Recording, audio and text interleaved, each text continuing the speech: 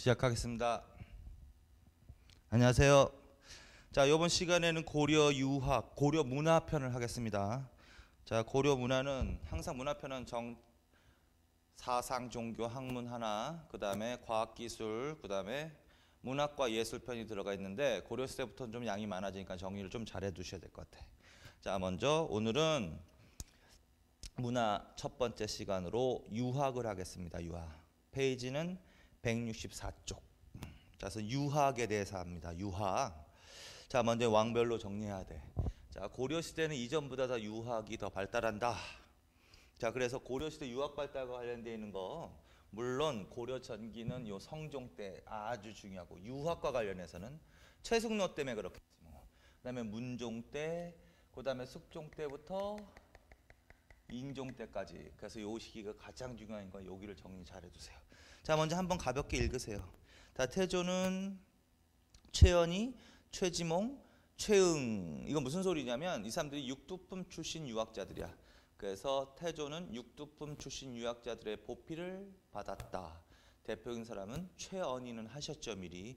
그래서 최연희, 최지몽, 최응. 그래서 의미 육두품 출신의 유학자들의 보필. 자, 그래서 어쨌든 고려 정치에 유학이 영향을 많이 미치기 시작하는 거야, 이제 본격적으로. 자, 그다음에 광종 때. 광종 때는 과거 제도가 중요하다. 과거 제도. 광종 때 쌍계건의로 무엇이 실시되었습니다? 과거 제도가 실시되었습니다. 이거 유학 발달에 기여하는 제도입니다, 당연히. 그래서 그거 하나 기억하시고, 정관정요는 그냥 가볍게 제왕학의 지침서라고 표현하면 돼. 그래서 광종은 제왕학의 지침서로 정관정요를 읽기 시작했다 정도. 성종은 별표 쳐놓으시고. 왜 그러냐면 성종 때는 육두품 출신 유학자들이 국정을 주도한다. 그것도 알아두시고, 육두품 출신의 유학자들이 국정을 주도하는 시기다. 그게 성종 때다, 특히. 그리고 성종은 관료들에게 명령을 내립니다. 좋은 의견을 내라고. 어떻게 정치하면 좋겠냐고 좋은 의견을 내라고. 그래서 여러 의견이 올라왔는데 그 중에서 누구의 건의를 받아들입니다? 최승로의 건의를 받아들입니다. 그래서 성종 때는 그 사람을 반드시 기억해 놔야 돼. 누구? 최승로. 이 사람도 육두품 출신의 유학자로서 무엇을 제시했습니다? 5조 치적평과 시무 28조. 이렇게. 그거 당연히 기억하시고, 이거 정치할 때 하셨으니까. 그래서 최승로는 유교 정치 이념에 따른 개혁안을 제시한 사람이야. 그래서 28개의 개혁안, 시무 28조라고 하는 거고, 그 다음에 태조에서 경종 때까지, 5조, 그게 5조야, 5조. 그래서 태조에서 경종 때까지의 잘잘못을 평가한 글, 그걸 5조 지적평이라고 한다. 그래서 그걸 제시했고, 그 다음 밑에 있는 김심원의 봉사 2조는 그냥 줄만 쳐놓으세요. 자, 이때 또 개혁안을 제시한 사람 중에 김심원이라는 사람도 있다. 봉사 2조라고 한다. 자, 그 다음에 그 밑으로 가셔가지고 최승로의 정치해가지고요. 최승로는 당연히 별표 쳐놓으시고, 최승로가 5조 치적평을 제시하고 28개의 유교 정치 이념에 따른 개혁안을 제시했는데, 이건 단독으로 물어보기도 한다고 그랬죠. 자, 그래서 최승로의 주요 개혁안을 정리를 해야 돼. 그 밑에 있는 거 5조 치적평 읽으면 되고, 태조에서 경정에 이르는 5조에 이르는 잘잘못을 평가해 놓은 글이고, 자, 그 다음에 시무 28조. 시무 28조는 유교 정치 이념에 따른 개혁안. 그런데 현재 몇 개만 전하고 있다? 22개만 전하고 있다. 그 다음에 그 밑에 있는 내용이 뭐 더 많지만 그래도 제일 자주 나오는 내용만 요약해 놓은 거야. 자, 그래서 최승로가 이런 걸 건의한 거야. 자, 국경 방어를 강화하고 국방비를 절감하소서. 이거는 그냥 가볍게 읽으시고, 두 번째 문장 중요합니다. 유교 정치를 하십시오. 이게 가장 큰 상위 개념이야. 그래서 유교 정치를 건의한 거야. 그리고 성종은 그걸 받아들여서 본격적으로 유교 정치 이념이 채택되었습니다라고 하는 거지, 성종 때. 자, 그 다음에 유교 정치를 강조하면서 불교 폐단에 대한 비판을 많이 한 사람이다, 이 사람. 그래서 그 문장 반드시 기억하시고. 자, 그래서 성종 때 최승로가 건의한 28개조인데 현재 전하는 22개조를 분석해 보면 가장 많은 내용을 차지하고 있는 게 바로 불교 폐단에 대한 비판입니다. 그러나 한 단계 더 들어가서 유교 정치를 강조하고 불교 폐단을 비판했지만 불교 자체를 배척한 것은 아닌 것 같다라고 하셔야 돼. 왜 그러냐면 그 옆에 있는 문장도 반드시 줄쳐놓으시고, 최승로는 건의안 중에 이런 내용이 들어간단 말이야. 유교는 치국의 근본이요 불교는 수신의 근본입니다. 유교는 나라를 다스리는데 쓰십시오. 불교는 나쁜 점도 물론 있지만 수신을 하는 데만 쓰십시오라고 얘기를 한 거라는 거지 이게. 자, 그래서 이 사람은 치국에다가는 정치 이념, 수신에다가는 종교 이렇게 쓰십시오. 자, 그래서 정치 이념은 유교로, 종교적인 사상으로는 불교를 이용하십시오라고 한다는 거지. 자, 그래서 불교 폐단을 비판했지만 불교 자체를 배척한 것은 아닙니다라고 하셔야 된다. 자, 그 다음 밑에 중앙집권화 추구, 이것도 중요한 문장. 최승로는 중앙집권화를 추구했습니다. 그래서 그의 개혁안에는 이런 내용도 납니다. 외관이 아니라 외관을 파견하십시오. 지방관을 파견하십시오. 그러니까 특히 최승로의 부분은 별표 쳐놓으시고 사료지문, 최승로의 건의 사료지문도 실어놨거든요. 그것도 반드시 읽으셔야 돼. 사료지문형 문제 제일 잘 나오는 사람이니까. 그래서 지방관을 파견하십시오라는 내용도 나오는데 그게 바로 이 사람이 건의한 거야. 자, 그래서 중앙집권화. 그런데 또 한 단계 더 들어간다. 중앙집권화를 추구했지만 지방에 대한, 호족에 대한 통제를 강화하십시오라고 했지만 왕 중심의 정치, 따라서 왕 권한이 지나치게 확대되는 것은 조금 경계한 사람이라는 거지. 자, 그래서 어떻게 표현했다? 왕권이 전제화되는 것은 좀 반대했다라는 얘기. 그래서 그것까지 같이 알아두십시오. 구체적인 거로는 뭐 이런 내용이 들어가요. 양실의 노비 시위군을 축소하십시오. 왕은 신하를 예로서 대하십시오. 그러면 신하는 충성을 다할 것입니다. 이런 내용이 사료지문에도 들어가 있으니까 반드시 읽어보십시오. 그 다음에 귀족 중심의 신분제 사회, 이것도 문장 줄쳐놓으시고, 그는 귀족 중심의 신분제 사회를 추구한 사람입니다 라는 거야. 그래서 이때부터 성종 때부터 중앙의 새로운 지배 세력인 문벌 귀족 사회가 형성되어 나가기 시작하는 거죠. 자, 그래서 문벌 귀족 사회 형성의 토대를 마련했다라고도 합니다. 그래서 그 문장도 중요하고, 그 다음에 민생 안정을 추구했고 중국과의 사사원 교류를 금지했다. 중국의 선진 문화는 수용해야 되지만 거만화 의복은 본받지 않아도 될 것 같다. 이런 식으로. 그래서 최승로의 이 내용은 반드시 별표 쳐놓고 단독으로 물어보기도 한다. 그리고 이 사람에 관한, 이 내용에 관한 사료지문을 주고 그 다음에 성종 때 정책을 물어보기도 한다. 근데 지금은 유학을 하는 거니까 이걸 주고 이 당시에 유학, 자, 이때는 본격적으로 어떻게? 유교가 정치 이념으로 채택되었습니다. 유교 정치 이념이 채택된 시대입니다. 이것에 의해서 유학 교육이 더욱더 강조되었습니다. 하면서 밑에 줄쳐놓으십시오. 위로 가셔가지고 중앙교육, 국자감 줄쳐놓으세요. 국자감. 고려시대 최고 유학교육기관이야. 국자감을 설치했다. 성종 때. 자, 그 다음에 지방교육을 강화하기 위해서 이때 지방관을 파견하십시오라고 최승로가 건의했단 말이야. 그래서 처음으로 지방관도 파견하는 동시에 지방에 무엇도 파견한다? 경학박사, 의학박사의 파견. 박사는 가르치는 사람 정도로 해석. 그래서 경학박사, 의학박사의 파견. 박사의 파견.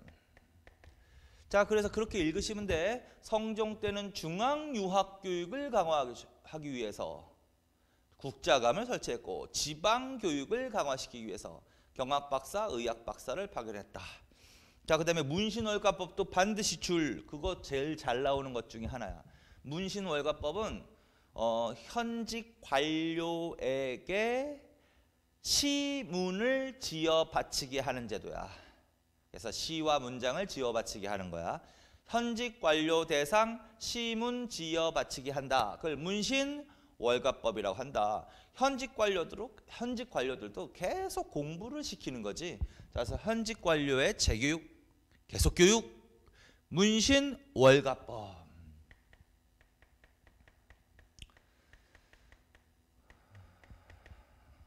자, 그 다음에 마지막으로 서적을 관리하고 보관하는 왕립 도서관이야. 그거 비서성, 수서원 설치. 비서성에다가는 개경, 수서원에다가는 서경이라고 써놓으세요. 그래서 왕립 도서관으로 개경의 비서성. 서경에 수서원을 설치했습니다. 그래서 이거는 제일 중요한 거야. 고려 전기 유학할 때.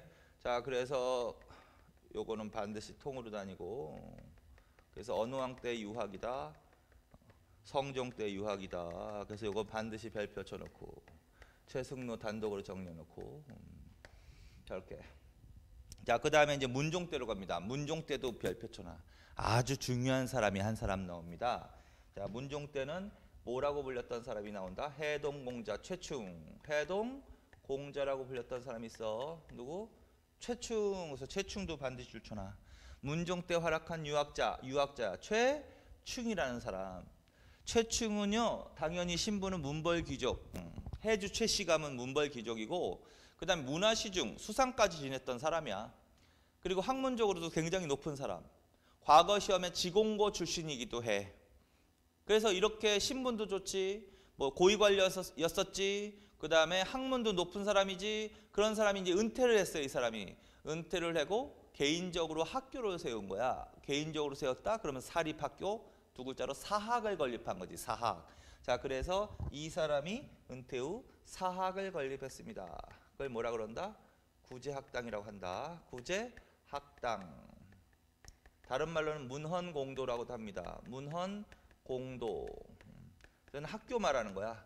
구제학당이 됐던 문헌공도가 됐던 이건 학교를 말하는 거야. 자, 이건 정부가 설치한 게 아니라 최충이 개인적으로 설치한 사학이다. 사학. 그런데 이 최충이 구제학당 문헌공도를 설립한 이후에 유학자들이, 과거 시험을 준비하는 유학자들이 이 학교에 자주 가더라는 거야.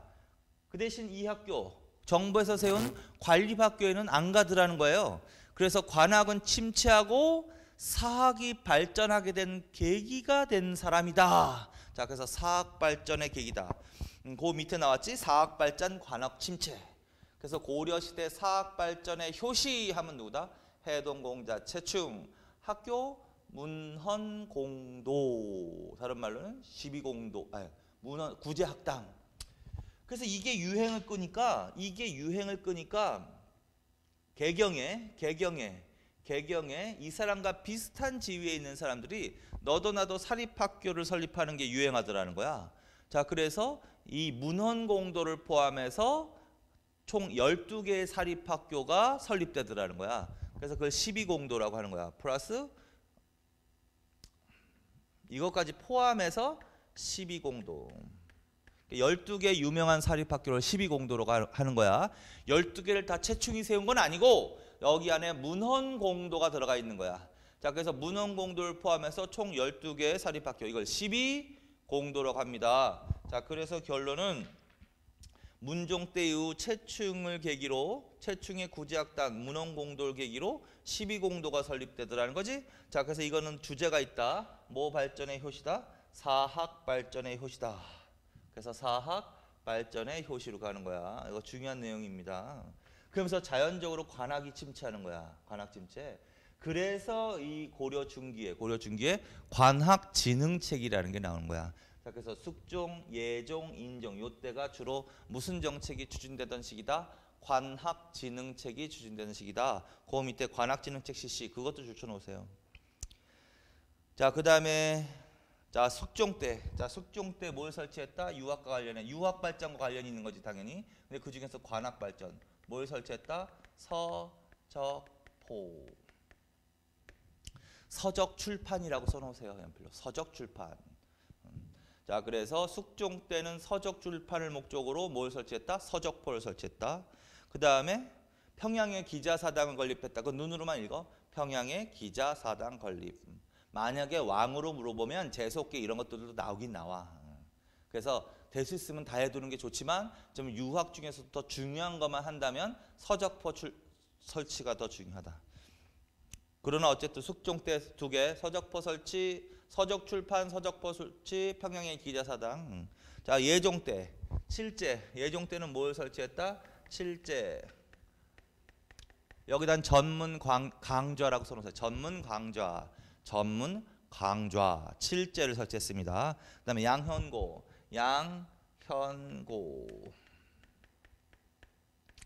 여기다가 장학재단이라고 써놓으세요. 장학재단. 그래서 이 예종 때는 전문 강좌인 칠제를 설치하고 장학재단인 양형고를 설치하게 됐습니다. 그다음에 청영각, 보문각도 좋잖아. 청영각, 보문각은 학문 연구 기관이야. 학문 연구 기관. 청연각, 보문각 설치. 그다음에 경연제도. 경연제도는 왕이 신하들과 유학을 공부하는 자리를 경연이라고 해. 자, 그래서 경연, 왕이 공부하는 거, 경연. 그러나 그 중에서도 더 중요한 거는 그 정도야. 서적포 설치, 칠제, 양현고, 청영각, 보문각 설치 이거 정도. 비서성 수서원은 성종, 청영각, 보문각은 예종. 자, 그 다음에 인종 때. 인종 때 뭘로 간다? 경사 육학의 제도를 확립했다. 경사 육학. 그다음에 지방의 학교, 지방교육 강화, 향교다. 요 정도만. 자, 그래서 경사 육학, 향교 요 정도는 반드시 기억해 두세요. 왕별로 나눠서. 자, 이것도 의미가 있다. 요거는 전체적으로 뭐라고 하면서 물어본다? 관학 지능책으로 물어본단 말이야. 그래서 고려시대, 고려 전기에 유학해서는 요 세 부분이 제일 중요하단 말이야. 성종 때, 그다음에 문종 때, 그다음에 숙종, 예종, 인종 때 관학지능책. 주제로 말하면 이거는 사학발전 관학침체, 이거는 관학지능책 CC. 자, 그래서 이 부분은 반드시 정리해 놓으십시오. 될 수 있으면 왕별로. 오케이.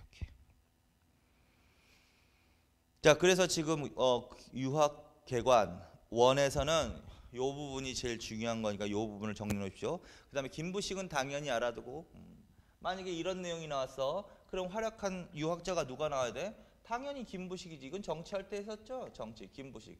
그전에는 뭐야? 그럼 이때 외교관계 물어보면 금과 군신관계 이렇게 나오는 거고. 그 다음에 이때 이자겸의 난과 묘총의 난이 일어나는 때 맞죠? 그리고 묘총의 난을 진압한 사람이 김부식이니까 이자겸 다음에는 김부식이 권력을 잡고 그 김부식 등 개경파와 묘총 등 서경파가 갈등을 벌여서 묘총의 난이 일어난 거고, 그 다음에 이 김부식이 이때 쓴 역사서가 삼국사기인 거지. 그래서 다시 한번 머릿속으로 복습해. 자, 여기까지. 자, 그 다음에 이제 165쪽으로 갑시다. 자, 그래서 이게 바로 무신난 전까지의 유학이다. 이 부분 중요합니다. 자, 그 다음에 이제 무신집권기로 간다. 무신집권기의 상황. 자, 이건 전반적으로 지문 정리만 해놔. 연필로 줄 쳐주십시오. 자, 유교적 관료정치 붕괴, 전반적 유학 침체. 줄. 도태된 문신들은 초야에 은둔하여 문화활동에 주력. 줄. 합리적이고 학술적 성격의 유학 퇴조. 줄. 그리고 합리적이고 학술적 성격의 유학 가로쳐 놓으세요. 그걸 강조하는 사람은 김부식이야. 김부식이라고 써놔. 그래서 합리주의적 유학을 강조한 사람이 누구다? 김부식이다. 근데 그게 무신난 이후니까 퇴조가 맞지 성행이 아니라 퇴조. 그 다음에 불교나 도교 등 민간 종교를 포용하는 절충적 성격의 유학, 그거 줄쳐놔. 그래서 이때는 합리적이고 학술적인 성격의 유학이 강조된 시기라면 이때는 유학뿐만 아니라 불교나 도교 등 민간 신앙 등까지 포용한 절충적인 성격의 유학이 발달했다. 자, 그 다음에 최씨 집권기 마지막으로 줄쳐놔. 등용 줄쳐놔. 이규보 체자 진화 줄쳐놔. 자, 그래서 전반적으로 무신집권기 때 유학, 전반적으로는 그 전보다는 어떻게 유학이 좀 침체하는 경향이 있을 것이다. 그 다음에 무신난 직후에는 문신들이 탄압을 받겠지 당연히. 그래서 도태된 문신들이 나오는 거지. 그래서 그 도태된 문신들은 어떤 활동에 주력했다? 초야에 은둔하면서 문화활동에 주력했다. 그 다음에 이 당시에 발달한 유학은 합리적인 유학이 아니라 불교나 도교 등을 포용하는 절충적 성격의 유학이다. 그 다음에 최씨 집권기 때라고 딱 나왔다. 그럼 문신들 탄압 이러면 안 된다. 등용이라고 해야 된다. 그리고 그 세 사람 이규보, 체자, 진화, 이 사람들이 최씨 집권기 때 등용된 대표적인 문신이다. 그 중에서 이규보는 동그라미 쳐놓고 반드시 더 알아두세요. 이규보, 체자, 진화 이렇게 읽어두고 이규보는 반드시 더 동그라미 쳐놔. 자, 이규보는 어느 때 등용된 대표적인 문신이다? 최씨 집권기 때 등용된 대표적인 문신이다. 그거 기억하십시오. 자, 그 다음에 이제 원간석기 이후 고려 후기로 가는 거야. 그 중에서 이제 뭐다? 요 세 왕이 중요하다 그랬지. 충렬, 충선, 공민왕 때. 그리고 또 줄쳐 놓으세요. 자, 충렬왕 때 유학은 뭐가 나와야 된다? 성리학 수용, 원으로부터 안향, 그 줄쳐놔. 중요하다.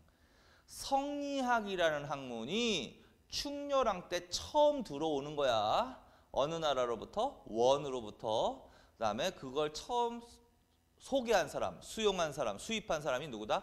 안향이라는 사람이. 안향 동그라미 쳐놓으세요. 자, 그래서 충렬왕 때 활약한 대표적인 유학자가 누가 있다? 안향이라는 사람이야. 그래서 충렬왕 때 안향이 활동했다면 거의 충렬왕 때를 물어보는 것이라고도 할 수 있다. 성리학 수용 줄. 자, 그 다음에 안향의 건의로 또 뭘 설치했다? 섬학전을 설치했다. 섬학전 줄. 거기다 장학재단이라고 써놓으세요. 자, 그래서 충렬왕 때 성리학 처음으로 도입된 시기다. 성리학. 그 다음에 장학재단으로 뭘 설치했다? 섬학전을 설치했다. 요 기출문제 보면 예종 때 설치된 장학재단 양형고와 충렬왕 때 설치된 섬학전을 바꿔서 내기도 해. 그러니까 그거 조심하세요. 예종 때는 양형고라고 해야 돼. 그 다음에 충렬왕 때는 섬학전이라고 하셔야 돼. 그 다음에 공자사당인 문묘 세력 건립, 그것도 줄만. 경사교수도감, 그거 줄. 그건 이제 교육기관이야. 유학교육기관. 경사교수도감, 경사교수도감이라는 관청을 설치하기도 했다. 기관. 그 다음에 정치할 때도 했지만 충렬왕, 충선왕 때 활약한, 따라서 개혁안을 제시한 하면 홍자번, 줄만 쳐놔. 홍자번의 뭐 편민 18사, 최승로는 시무 28조, 김심원의 봉사 2조, 최충원의 봉사 10조, 홍자번의 편민 18사, 시기 좀 생각을 해놓고. 자, 그 다음에 삼국유사하고 제왕기, 그거 줄쳐놓으세요. 자, 역사서 할 때 어차피 해야 될 거 중요한 책이야. 충렬왕 때 편찬된 역사서가 뭐다? 일연의 삼국유사, 이승유의 제왕운기. 그거는 역사서로 중요한 거야. 자, 그래서 요 정도 기억해놔. 뭐 홍자번은 뭐 사이드로 하더라도 충렬왕 때 유학은 뭐다? 안향에 의해서 원으로부터 성리학이 처음 도입되었다. 안향의 건의로 장학재단인 섬학전이 설치되었다. 성리학 내지는 유학을 교육하기 위해서 경사교수도감이 설치되었다. 요 세 개는 반드시 외우시고 제일 잘 나오는 겁니다. 기타라는 뭐 공자사당이 문묘를 새로 건립했다라는 문장도 나올 수가 있어. 그런데 요 세 개를 집중적으로 하세요. 자, 그 다음에 충선왕. 충선왕은 망권당 반드시 줄쳐놓고, 망권당 설치한 사람. 이건 정치할 때도 하셨죠? 그래서 이거는 원나라 수도야. 원나라 수도에 설치했다고 해야 돼. 만권당 학술교류기관입니다. 그래서 원나라의 수도에 학술교류기관인 만권당을 설치한 사람, 충선왕. 그리고 이때 충선왕을 따라서 만권당에 가서 원나라 학자들과 교류했던 유학자가 있어. 그 사람이 백이정, 이재현인데 그 줄쳐놓고 이재현을 좀 더 알아두세요. 이재현을. 자, 그 다음에 공민왕 때로 간다. 공민왕 때, 이때 이제 성균관, 신돈의 건의로 성균관을 중건한다. 성균관은 뭐 나중에 좀 있다가 할 거야. 국자감이라는 게 이제 명칭이 바뀌어서 성균관이라고 이때 부르기도 하는데, 홍건적의 침입이 있었죠. 이때 홍건적 2차 침입 때 개경까지 함락당했지. 그때 성균관이 불에 탄 거야. 그래서 신돈의 건의로 다시 짓고 중건하고, 그것도 줄쳐놓고. 그래서 그건 사료지문 나오는 거야. 반드시 읽어보세요. 성균관을 다시 짓고 하면서 막 내용이 나와. 그러면 바로 뭐야? 공민왕 때 물어보는 거야. 그리고 이때 이제 유학 교육을 강화하는 거야. 순수 유학 교육 기관으로 개편 줄. 공민왕 때는 성균관을 무슨 교육 기관으로 바꾼다? 순수 유학 교육 기관으로 바뀐다. 그거 줄. 그다음에 과거 시험을 정비한다. 무엇 중심으로 과거 시험을 정비한다? 경전 중심으로 과거 시험을 정비한다. 그것도 줄. 그거 두 개 반드시 기억하세요. 자, 그래서 정리. 충렬왕 때 제일 중요시 여겨야 될 문장. 안향이 원으로부터 성리학 수용. 두 번째, 안향의 건의로 장학재단인 섬학전 설치. 세 번째, 유학 교육을 위해서 경사교수도감 설치. 충선왕 때 원외 수도에 학술 교류 기관인 만권당 설치. 이재현. 그다음에 공민왕 때 성균관을 순수 유학 교육 기관으로 개편. 하나. 두 번째, 과거 시험을 경전 중심으로 개편. 그 두 개 기억하십시오. 자, 그다음에 맨 밑에 성리학의 수용과 성격 있죠? 그거 따로 정리합시다. 성리학이 중요한 학문이니까. 자, 성리학은 누가 만들었다? 남송주희. 송나라 사람이야. 송나라 사람. 근데 이제 남송시대 사람이야. 그래서 남송시대의 주희. 이 사람을 주자라고 하는 거야. 이걸 주자성리학이라고도 하는 거죠. 자, 그래서 수희. 어느 때 누가 어디로부터 수용했다? 충렬, 안향, 원. 그래서 성리학은 충렬왕 때 처음 들어오니까 그 이전에는 성리학의 성자도 나오면 안 되는 거야. 무조건 틀리는 거야. 그래서 그거. 자, 두 번째, 한당 시대 훈고학이나 사장 중심의 유학과는 달리 인간의 심성과 우주의 원리를 탐구하는 신유학. 그걸 연필로 쫙 줄쳐놓고 그대로 읽으세요. 이게 성리학의 기본 성격이야. 자, 한당 시대 훈고학이나 사장 중심의 유학. 거기까지 가로쳐놔. 한당 시대 유학, 한당 시대 훈고학이나 사장 중심의 유학. 거기까지 가로를 쳐놔. 기존 고려 유학이야. 기존 유학, 고려 유학의 성격이야. 기존의 고려 유학은 한당 시대 훈고학이나 그 다음에 사장학 중심의 유학이 발달했다. 그런데 성리학은 그것과 성격이 다르다라는 거지. 달리라고 했잖아. 달리 인간, 거기서부터 가로, 신유학까지 가로. 인간의 심성과 우주의 원리를 탐구하는 신유학이다. 결론, 성리학의 기본 성격은 뭐다? 인간의 심성과 우주의 원리를 탐구하는 새로운 유학이다. 신유학. 성리학 도입 이전의 기존 고려 유학의 성격은 뭐다? 한당 시대의 훈고학이나 사장 중심의 유학이다. 그래서 그렇게. 자, 그래서 이제 성리학의 수용으로 뭐가 발달한다? 경학과 사학 발달. 그것도 주사. 경학과 사학 발달.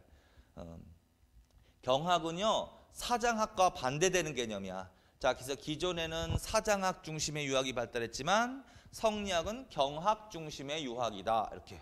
사학은 뭐 역사학이야. 역사학. 그래서 그 줄. 그 다음에 고려 말 성리학의 성격. 그것도 다 줄쳐놓으세요. 일단 형이상학적, 철학적 성격보다는 형이하학적, 실천적, 개혁적 성격이 강했다. 고려 후기에 도입된 성리학은 철학적인 면보다는 실천적이고 개혁적인 성격이 강조된 시대다. 그게 하이라이트야. 실천적, 개혁적 그거 별표 쳐놔. 그래서 고려 말 성리학은 실천적, 개혁적. 따라서 고려 말의 성리학은 새로 도입된 신유학, 신사상이고 이때 사회를 바로잡기 위한 개혁을 하려는 세력들이 그걸 수용할 수밖에 없는 거야. 자, 그래서 그 위에다 사대부 수용. 공부 다 아셨죠? 이거는요. 그래서 고려 말의 이 시기에 권문세족은 기득권층, 개혁에 반발한 세력이고 사대부 계층은 개혁을 추진했던 세력이고 따라서 사대부가 고려 사회를 개혁하기 위해서 수용한 사상이 뭐다? 성리학.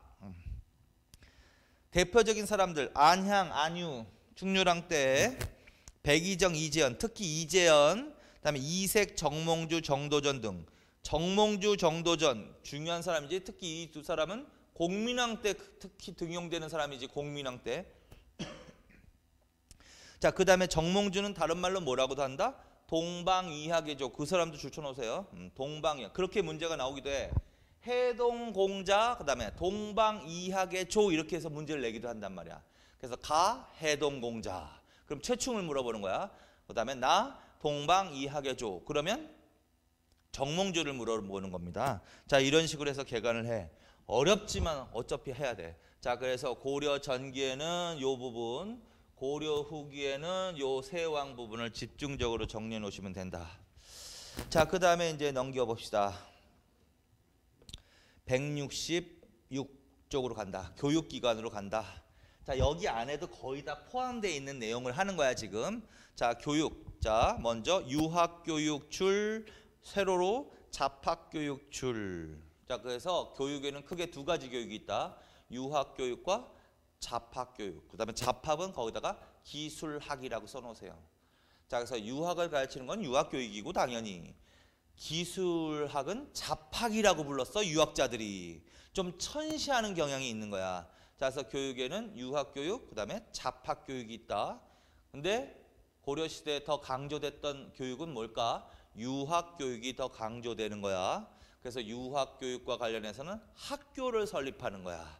자, 그래서 학교를 설립해서 주로 유학교육을 하는 거고, 기술학과 관련해서 잡학교육과 관련해서는 일단 학교를 별도로 설치하지 않는 게 원칙이야. 어디서 한다? 주로 그 기술을 담당한 해당 관청에서 한다. 그래서 그런 식으로 머릿속에 크게 틀을 잡아놓고 이제 공부합시다. 자, 그래서 유학교육에 간다. 근데 이제 유학교육도 중앙교육과 지방교육이라고 볼 수 있다는 거지. 그래서 중앙교육과 관련된 대표적인 학교가 뭐다? 국자감, 별표. 고려시대에는 학교가 나와도 이 국자감 하나만 반드시 잘 정리해 놓으면 돼. 국자감은 별표. 국자감 어느 때 설치된 학교입니다. 성종 때 설치된 학교지. 그래서 요 학교 고려 최고 유학교육기관인 국자감은 단독으로 나올 학교니까 정리해 놓으시라고. 자, 이거는 당연히 정부에서 세운 거지. 관학이지, 관학. 자, 줄 쳐놓으세요, 연필로. 자, 성종 설치지. 그다음에 고려 중기에는 뭐라고도 부르대? 그 중기는 여기 말하는 거야, 이 시기. 국학줄. 그다음에 고려 후기에는 뭐라고도 부른다? 성균관줄. 자, 그래서 국자감, 국학, 성균관 명칭이 바뀔 뿐이지 뭐 실질적인 학교는 똑같다라는 거지. 두 번째. 자, 두 번째, 세 번째 요 부분이 제일 중요한 거야. 별표. 고려시대 최고 학부인 최고 유학교육기관인 이 학교에는 에서는 무엇을 가르쳤다? 유학부, 기술학부 줄. 원칙에 좀 예외가 있는 거야. 원래 기술은 어디서 하는 게 원칙이다? 해당 관청에서 하는 게 원칙이지만 일부 잡학교육은 여기서 하기도 했단 말이야. 그래서 이 학교는 반드시 그 구조를 반드시 기억해라. 이 세상에 이거밖에 없어. 유학부하고 기술학부로 구성됐다. 그러면 이 세상에 국자감밖에 없다고. 국자감. 그 얘기는 이 학교는 유학교육도 했지만 일부 잡학교육도 실시했다. 그런 얘기예요. 그래서 유학부와 기술학부로 구성. 그거 줄. 그런데 이제 구체적으로 유학을 가르쳤던 부하고 기술학부가 구체적으로는 이렇게 돼 있단 말이야. 거기 국자학, 대학, 사문학도 줄. 율서산도 줄. 그래서 6개. 국자학, 대학, 사문학. 요거는 무엇을 가르치는 부다? 유학부다. 유학부. 그다음에 율, 서, 산 요거는 다 기술로 취급되는 분야다. 율, 서, 산. 자, 이거는 기술학부라고 하는 거야. 자, 그러면 이 학교가 그렇게 돼 있다는 거지. 국자학, 대학, 사문학, 율, 서, 산으로 돼 있는 학교가 어떤 학교입니다. 국자감이라는 소리지 뭐. 그중에서 국자학, 대학, 사문학은 유학, 율, 서, 산은 기술을 가르쳤습니다. 자, 그다음에 입학 자격까지 줄쳐놔. 자, 이 학교 고려시대 최고 유학교육기관인 이 학교는 입학 자격이 능력이 아니야. 능력이라고 하면 안 돼. 신분에 따라 입학 자격을 정했습니다. 그래서 그거 줄. 입학 자격 신분 그걸 무슨 제도라고 한다? 경사육학의 제도라고 하는 거야. 줄. 그리고 2개 묶어 별표.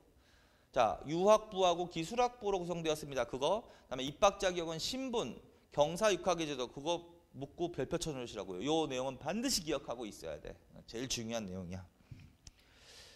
자, 그럼 구체적으로 어떻게 해놨느냐? 자, 국자학은 아까 6개가 있다고 그랬지? 국자학, 대학, 사문학, 율서산. 그래서 국자학에는 중앙의 문무 3품 이상 관리, 3품 줄. 태학은 5품 이상 관리 자재, 자재. 5품 줄. 사문학은 7품 줄 이상 관리 자재. 그 다음에 율, 서, 산, 줄. 8품 이하 평민자재 줄. 이렇게. 자, 그래서 이 학교는 신분에 따라 입학 자격이 정해졌는데 국자학은 중앙의 문무 3품 이상 관리 자재. 그 다음에 태학은 5품 이상 3품 미만. 실제로는 그렇게 하시면 되는데 어쨌든 5품 이상으로 가시면 돼. 그 다음에 사문학은 7품 이상. 그 다음에 율서사는 8품 이하 평민자재까지도 입학이 가능했다. 자, 그래서 그렇게 해놓고 그 다음에 국자학, 태학, 사문학까지 그걸 통으로 묶어버리면 어떻게 되는 거야? 유학부라고 하는 거지. 유학부 맞죠? 유학부지. 유학부에는 누가 입학할 수 있었다? 중앙의 7품 이상의 관리 자재가 입학할 수 있는 거지. 유학부라고 한다면 그걸 통으로 말해야 되니까. 그러면 율서사는 잡학부죠. 기술학부 맞지? 잡학부지. 율서사는 그거는 누가 입학할 수 있었다? 8품 이하 관리 자재와 평민의 자재도 입학하는. 그렇게 하셔야 되는 거지. 이건 조심하시라는 거야 그게. 그래서 유학부하고 기술학부 이렇게 나오는 경우랑 국자학, 태학, 사문학, 율서산 이렇게 구체적으로 나오는 경우랑 입학 자격을 좀 달리 말을 해야 된다는 거 확인하시는 거죠? 그래서 확인하세요. 자, 그래서 그렇게 알아두시면 돼. 자, 그 다음에 밑에 있는 건 줄만 쳐놔. 논어와 효경 1년간 공통 줄, 소경과 중경과 대경과 줄, 경전 외에도 시무책과 글씨, 사전류 교육 줄. 그건 줄만 쳐놔. 이 학교의 그냥 기타 특징이야. 자, 그런데 문제는 뭐냐면 이 학교가 이제 설립됐는데 점차 시간이 흘러갈수록 침체하는 현상이 보이더라는 거지. 그게 바로 어느 때 누구 때문에 그렇다라는 거야. 문종 때 최충이 세운 구제학단 문헌공도. 이것이 무엇을 의미한다? 사학 발전의 효시. 그래서 문헌공도를 포함해서 12개의 유명한 사립학교가 성행하더라. 그걸 12공도라고 하는 거지. 사학 12도 내지는 12공도. 그래서 이거는 무엇을 말한다? 관학의 침체를 말한다. 그러나 쉽게 표현하면 여기서 관학의 침체에 대해서 이 관학은 국자감을 말한다는 거예요. 결론은 침체. 그래서 이때 무슨 지능책이 나온다는 거야? 관학 지능책이 나오게 된다. 오케이. 자, 그래서 아까 했던 거 다시 보는 거야. 자, 그래서 특히 국학의 서적퍼를 설치했다. 서적 출판. 그 다음에 국학의 전문 강좌인 칠제를 설치했다. 그 다음에 국학의 장학제대인 양형고를 설치했다. 이런 것들이 다 무슨 정책으로 간다? 관학지능책으로 갈 수 있다라는 거야. 그러니까 무슨 말이냐면 전체적으로도 갈 수는 있지만 그 중에서도 더 정확한 관학지능책은 요게 세 개가 더 정확한 거야. 자, 그래서 그런 식으로 가십시오. 자, 그 다음에 지방교육은 성종 때 지방교육을 강화하기 위해서 그럼 무슨 내용이 나와야 된다는 거야? 경학박사, 의학박사 파견 줄.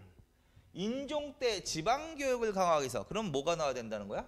향교가 나와야 된다. 향교 줄. 그래서 인종 때 향교, 성종 때 박사 파견. 거기까지.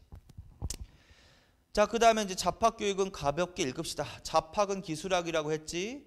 해당 관청에서 하는 게 원칙이지. 그리고 읽어. 기술학은 잡학이라 하여 천시를 받았어. 우대받은 게 아니라. 그래서 잡학교육은 그것을 담당하고 있는 어디서? 해당 관청. 그리고 대표적인 예 등이라 그랬으니까 이게 전부는 아니야. 그런데 이제 대표적인 해당 관청만 써놓은 거지. 사천대 천문지리와 관련돼 있는 교육, 태의감 의학 교육, 통문관 외국어 교육 이렇게 이 부분 천문지리 의학 외국어도 다 기술로 취급된다는 거지 고려시대에는. 자, 그래서 거기까지. 자, 그 다음에 이제 밑에 중요하다. 사학의 발달 별표, 관학지능책 별표. 아까 국자감 별표 쳐놓으라고 그랬지. 결론은 이 중에서도 이 페이지에서도 결론은 국자감 하나 쫙 정리해놓고 사학 발전과 관학의 침체 내용 그거 그다음에 관학지능책 결론은 여기서 또 그걸 또 물어보는 거야. 다시 복습하는 거나 다름없어. 다시 확인해. 자, 사학 발달 구제학당과 12공도. 구제학당 12공도 나오면 무슨 걸 의미한다. 이거 사학 발달이구나. 관학 침체구나. 관학지능책이 나오게 된 배경이구나. 그렇게 이해를 하시라고. 그다음 읽으세요. 구체적으로 외워야 되니까 문종, 해동공자, 최충, 구제학당, 문헌공도. 맞죠? 확인해. 글자를 읽지 말고 머리로 확인. 자, 이거는 뭘 물어보는 거야? 사학이 발달. 그리고 구제 한번 읽어. 낙성제, 대중제, 성명제, 경업제, 조도제, 솔성제, 진덕제, 대화제, 대빙제. 절대 외우지 마시고 이걸 딱 보는 순간 끝에 뭐가 들어가 있어? 제가 들어가 있다. 제. 그럼 빨리 간파하시라는 거야. 고려시대 제가 고려시대뿐만 아니라 전시대를 통해서 제가 이런 식으로 나오는 거는 이거밖에 없단 말이야. 근데 문제는 주의하실 건 뭐냐면 구제라는 게 있지만 칠제라는 것도 있거든. 근데 이거는 구제다. 거기다 이렇게 써놔. 강예제 X라고 써놔. 자, 그래서 제가 나왔어. 그러면 둘 중에 하나일 것 같다. 구제 아니면 칠제구나. 근데 뭐라고 써놔? 강예제 X라고 써놓으세요. 강예제만 찾아. 강예제라는 제가 없으면 구제로 갑시다. 일단 우리 약속합시다. 구제로 갑시다. 일단. 자, 그래서 구제 절대 이거 다 외우지 말고 구제로 가는 거야. 그러면 이제 뭐야? 뭘 물어보는 거야? 해동공자 최충, 문헌공도 물어보는 거고 사학발전의 효시를 물어본다. 자, 그 다음에 거기 그 옆에 전문별로 구경과 삼사를 가르침 그거 줄쳐놓으세요. 자, 그래서 이게 인기를 끌은 게 이 사람이 처음으로 유학을 전문별로 가르친 거야. 그래서 전문별로 구경과 삼사를 교육했다. 실제. 자, 그래서 결국은 이 문종 때 최충이 세운 구제학당 문헌공도를 시작으로 해서 유명한 사립학교가 이제 성행하기 시작하는 거지. 그래서 12개의 유명한 사립학교를 뭐라 그런다? 사학 12도. 그 12공도라고 하는 거야. 그것도 읽어봐. 외우지는 말고. 문헌공도는 동그라미 쳐놓고 그건 반드시 외우고. 최충이 설립한 학교지? 구제학당을 문헌공도라고 했지? 그것만 하나 동그라미 쳐놓으시고 다 또 읽어봐. 문헌공도, 홍문공도, 광원공도, 남산도, 공도도 이렇게 나왔단 말이야 지금. 그럼 또 알아차리는 거야. 공도나 도가 붙으면 뭐야? 이거 고려시대 유명한 사립학교들 얘기하는 거구나라고 빨리 기억을 하셔야 돼. 문헌공도는 외우시고 문헌공도 딱 들어가 있으면 벌써 이제 끝이지. 끝장이지. 요거 사학 말하는구나. 12공도 말하는구나. 자, 그래서 제제 강예제가 없는 제제. 그 다음에 문헌공도가 포함된 공도 이게 나오면 요거 고려 중기 사학 발전의 내용이구나. 따라서 관학은 침체하겠구나. 따라서 관학지능책이 나오겠구나. 그걸 기억하시라고 반드시. 자, 그 다음에 관학지능책도 별표촌하라고 그랬지? 자, 그래서 대표적인 관학지능책에는 이거 있다. 서적포, 국학, 서적출판, 양현고, 관학지능을 위한 장학재단. 줄쳐놓으세요. 연필로. 외우든 안 외우든. 칠제, 최충의 구제학당 모방. 줄, 국학에 설치한 전문 강좌. 줄. 자, 이것도 읽어 일단. 여택제, 대빙제, 경덕제, 구인제, 보궁제, 양정제, 강의제 나왔지? 외우지 말고 또 위에 뭐가 붙었어? 제가 붙었잖아. 그러면 뭐라고 생각하라고? 구제 아니면 칠제란 말이야. 근데 이게 구제일까 칠제일까에 따라서 답이 달라지니까 반드시 거기서 끝에 강예제 동그라미 쳐놓으세요. 강예제. 무학교육까지 줄쳐놔. 무학교육을 실시했던 강예제를 반드시 외우세요. 아까 구제에다가 뭐라고 썼었지? 강예제가 없다. 그리고 차분히 확인해봐. 구제제와 칠제제가 이름이 다르잖아. 근데 다 비교 외울 수 없으니까 강예제는 반드시 나올 것 같단 말이야. 예로. 그러니까 강예제에다 무조건 동그라미 쳐놔. 그래서 강예제가 없다. 그러면 구제로 가서 푸세요 그냥. 그 다음에 강예제가 있다. 그럼 칠제로 가서 풀어야 돼. 그렇다면 칠제는 관학지능책으로 가야지. 국학 내에 설치한 전문 강좌로 가야지. 자, 그래서 거기까지. 무학교육도 실시했다. 맞지? 그것까지. 자, 그 다음에 경사육학, 국학의 입학 자격을 신분별로 정했다. 이거 아까 하셨죠? 그다음에 향교는 지방교육 줄 그렇게. 자, 그래서 이 고려시대 교육기관 있죠? 그 중에서 또 이 안에서 또 들어간 거 아니야. 그러니까 결국은 주구나 사나 이 부분을 열심히 하시는 거란 말이야. 국자감 단독으로 정리해 놓으시고, 그 다음에 사학 발전과 관학의 침체 내용 이 부분, 그 다음에 관학지능책 내용. 그래서 그 부분을 정리를 잘 해두시면 돼요. 여기까지 하시고 167쪽의 고려의 역사서는 좀 쉬었다 하겠습니다. 수고하셨습니다.